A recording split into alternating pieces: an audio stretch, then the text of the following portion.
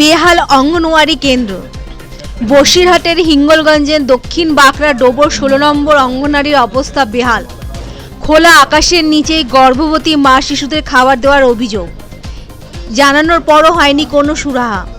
পড়ুয়ার সংখ্যা প্রায় 43 জন। ঠিকমতো পড়াশোনা না হওয়ার অভিযোগ অভিভাবকদের।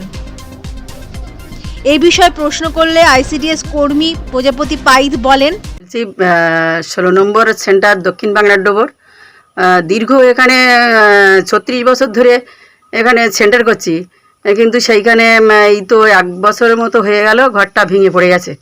এখন আমি উপর লেভেলে বা সব কিছু ওনাদেরকে জানাইছি, ওনারা আমার আশ্বাস দিয়েছে যে ঘরবাড়ি এটা করে খুব তাড়াতাড়ি করে দিচ্ছি, বা মেম্বার বা প্রধান সাহেব আমার পাশে আছে, ওরা খুব তাড়াতাড়ি এই ব্যাপারটা দেখছে বা করেও দিচ্ছে। আমাদের দক্ষিণ বাঁকড়ার ডোবর 16 নম্বর সেন্টার, এই যে সেন্টারটা ভেঙে গেছে, আমরা খোলা বাতাসের নিচে খিচুড়ি নিতেও পাচ্ছি না, আমাদের দিচ্ছে আমরা নিয়ে যাচ্ছি, বাচ্চারাও পড়াশোনা করতে পারছে না।